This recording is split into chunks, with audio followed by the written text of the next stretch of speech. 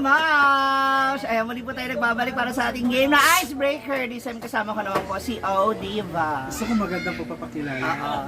One of the most long-legged member of the Social Crime Squad. Weighing 150 per kilo. Dagdagan mo pa. Ang siya talaga doon ay nakabulen sa aming grupo talaga. Binabalik, siya, kung si Gwen, siya yung bumabalik sa ex. Ito naman, siya naman yung binabalikan ng mga ex. Kaya nga binabato kami, di ba? Tapos sinabol kami. Ito talaga yung hapuli. Huli ng bato pala yun. Yeah, so, simple lang, gaya ng ginawa ng iba at mga nauna kong naging interviewer. All you have to do is to pick 8 cards mula dito sa Icebreaker. So, may mga question dito and all you have to do is to answer it. Paano pag hindi ko sinagot? It's okay kung ayaw mo siyang sagutin. Kasi most of the time mga personal Ano si question. Amanda? Okay, sige. Simulan na natin ang pagbubunot ng iyong mga tanong. Kinakabahan ako. Huwag kang kabahan kasi English to. Si Gwen nga hindi kinabahan. First question. Ako ba? Para kay O Diva. What is the most important possession in your house? Possession? And why? Possession. Ano ba? First, what is possession? Ano ba possession? Hindi ba yung obsession? Hindi. Possession. Okay. Magkano kayo? Maglalakad kayo marami. Posisyon? Yun pala yun. What is your best Ano yan? important possession? Pag mo may house. Pag may-ari nga. Ano? Ay, sa bahay ba? In your house. Yung pagmamayari mo, yung bagay, no? Yung bagay na meron ka sa loob ng bahay. Siguro yung ano na lang, yung malaking crucifix. Okay. Kasi naalala ko, bata pa kami dati. Andun na yun, tapos hanggang ngayon andun pa rin. Nasa center siya ng bahay namin. Yung Akala cross ko na bago malaki. lang yun. Hindi, matagal na yun. Matagal na rin. Luma pa yung chapel namin dati. Okay. Bago na yan, na-repair na yun. So, iilan na nakatira doon sa lugar namin, andun na yung crucifix na malaki doon. Ikaw ba yung taong palasimba? Hindi ako pala simba. Pero paladasal. Paladasal ako. Naniniwala ka dun sa mga ganong bagay na hindi kailangan lagi magsimba? Oo naman. Faith is not measured sa pagsisimba. Faith is measured nasa sarili mo. It guides us lahat pag medyo mabigat yung pakiramdam ko, tumitingin ako tapos may sinasabi ako dun sa Kinakausap mo. Kasi, di ba, minsan kapag sobrang bigat na ng nararamdaman natin, talagang napapadalaw tayo sa simbahan. Yes. No? Oo naman. Kung minsan hindi sapat naman ang dasal, pero kung minsan mas maganda talagang bisitahin siya sa kanyang tahanan. Oo naman. Pwede ka magsindi ng kandila, mag-pag-usap. Okay, so ito na. Next question. English pala to. Loneliness is a growing problem in our society. Comment on this. True. Loneliness is a growing problem in our society. Yes, it's a growing problem kasi habang tumatanda tayo, tumataas yung responsibilidad natin. So, at the end of the day, parang lonely ka, parang mag-isa ka lang, ganun ba? Pero marami kang iniisip. Pero it's how you cope up with that loneliness na nararamdaman mo. Pwede ka naman maging lonely ngayon, pero tomorrow, Happy na. pwede mo na siyang iwan. Lahat tayo mayroong side na ganyan. Hindi ba yan dahil sa satisfaction? Kasi as we grow old, Parang hinahanap natin yung mas magpapasaya sa atin and to satisfy us. Hindi naman sa tingin mo. Hindi rin. Iba Iba siya. Okay. Oo, kasi minsan kasi lonely ka pero hindi mo alam yung rason bakit. Marami akong mga kaibigan na nababasa na yung mga parang let's just say hindi ako masaya, hindi rin ako malungkot. Parang hindi nila alam, di ba? Pero lonely ako, parang I'm sad, I'm lonely, parang ganun yung nararamdaman nila. Pero andun sila sa gitna, wala naman, okay lang naman siya. Yun nga sinasabi nila, it's okay to be not okay. Oo. Pero, yun nga, it's how you cope up with that. So, kailangan mong you have to stand up, kailangan mong labanan. Huwag ka masyadong mag-isip na masyado. Lonely ka bang? Yes, I'm lonely. So, your loneliness is killing you. And Kanta pala yun. Lonely ka? Yes, I'm lonely. Bakit? Wala lang. I just feel so lonely. At gusto ko maging lonely. Charis! Ibutera! Ano ka nga talaga? Oh, next question. Next. Baka saan pa tayo mapunta? Charot lang. Ay! Ikaw nga talaga to, oh. What do you do when you feel lonely? Ikaw talaga to. Ako naniniwala ko talaga sa game na to, itong game card na to. Kung ano yung mga nabubunot mo, ikaw talaga to. Ikaw to Ganun ba sa yun? kasalok. Oo! O, tinan mo, we are talking about lonely, so sige. Ano? What do you do when you feel lonely? Nakikinig lang ng music or nanonood ng movie. Or minsan, Or muni. anong tawag doon? Ana-ana? We have to Sing a sad song just to turn it around. Yeah, Parang ano ganon. yun? Parang sumasakay ka na lang sa flow ng loneliness. Okay, fine, I'm lonely. We had a bad day, but Parang gano'n.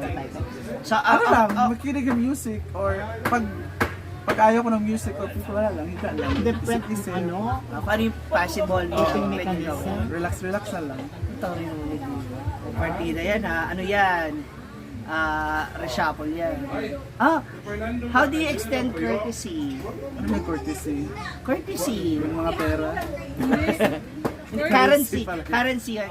Courtesy. Like, Pag-approach, parang parang ganon. extend siguro ano. How do you It extend? starts with you. Diba? Nasa sarili mo yan. Tapos, siguro pag nakikita nila na courteous ka rin, Dapat. or sa iba, parang ma-extend na siya, makakalat na siya. Ay, ang bait niya, ganun pala siya, ganun. Approachable ganun ka. lang. Appreciative ka tao. Most kasi sa nakakilala sa akin, hindi nila ako ina-approach kasi maldita na yung mukha ko, masungit. Yung aura. O, parang aura, yun yung first impression nila, masungit, maldita, Maldita. parang ganun. Pero once you know me more, masaya ako kasama naman. Baliw din ako pag gusto ko maging baliw. Nabuwag na. Okay, next question. Our next question. Is being single an advantage to you? Yes. Explain. Yes. Bakit? Kasi walang Walang nagbabawal? nagbabawal. You have your own time, you have your own freedom. Aha. Tsaka wala kang masyadong iniisip. Minsan kasi yung pag-ibig parang toxic na. Ay, toxic talaga. Bitter. Uy, pero ang sarap hanap-hanapin yung ganong feeling. But the true advantage for me of being single is hindi ka, malayo ka sa sakit ng puso or heartbreaks. Sa heartache. Okay ba ba ang heartache sa heartbreak? Pareho lang naman. Heartache kasi Parehas lang sila masakit. literal. Heartbreak kasi is parang emotional yung atake mo. Sakit talaga. So single ka ngayon? Yes, I'm 100% single. Pero yung katawan ko double. Well, the feeling is mutual. Okay, Pag next. triple yan na. Layer mo na ako kay Gwen, quadruplets. Okay, next question. Oh, define. Success is, Contentment. madalas ko ito nakikita sa'yo. Success is, yun pala may nabasa ako. Success is A state of mind. state of mind. What do you mean? Yung parang parang, let's just say, parang contentment, parang ganun. Parang yung mind mo is, ano tawag doon? Parang Wala ka nang ibang hanga. wala ka nang ibang hangay. Yung state of mind mo yun is maging masaya ka lang, When I was young, maging stable ka lang.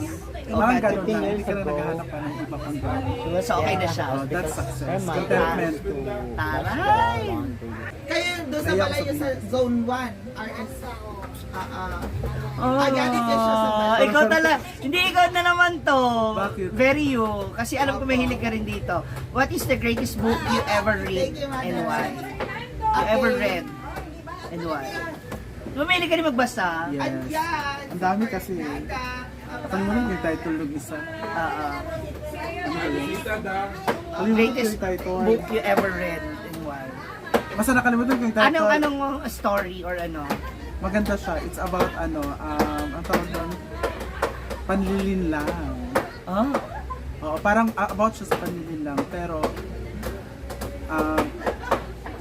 paano niya paano niya nalaman niya katotohanan using his Instinct lang? instinct Puso? sa heart. Puso. Kasi sometimes kasi, di lang puro nasa isip. Kasi At parang yung nakikita ng mata mo. Kasi pwede kang anuhin ng mata eh. Ano yun? Deceiving. Parang gano'n. Looks Maganda yung can be story na yun. deceiving. Parang impostor, yung parang sa Precious Heart. Parang ganun yung nangyari, impostor. Tapos, dahil doon sa instinct parang- ng puso niya, Parang kinuha niya yung mukha ni ganun, pero alam niya sa puso niya, hindi na talaga hindi siya siya. Oo, Parang ganun, yung nakikita maganda yun. niya. Nakalimutan ko yung author nun tsaka So that's title. looks, yung looks Can be deceiving. Ayan. Alright. Sige, Sige. Maraming matutunan ko. hanapin natin yun. Dalin lang ka na noon. Marami. Tapos hanggang sa napatibok na lang ng puso mo Oo. na, nalaman na lang ng puso mo na, hindi pala siya seryoso sa Oo. akin, hindi pala, Okay lang naman, pa din lang tayo. ganun. Basta naging masaya naman. Charis! Ito na yung huling mo na bunot. Hindi to madalas ikaw. Actually, Ano? bihirang maging ikaw yung ganito. Pero I know you are really trying na maging ganito rin siya. Maging ano ba? Ito, crack to as corny joke.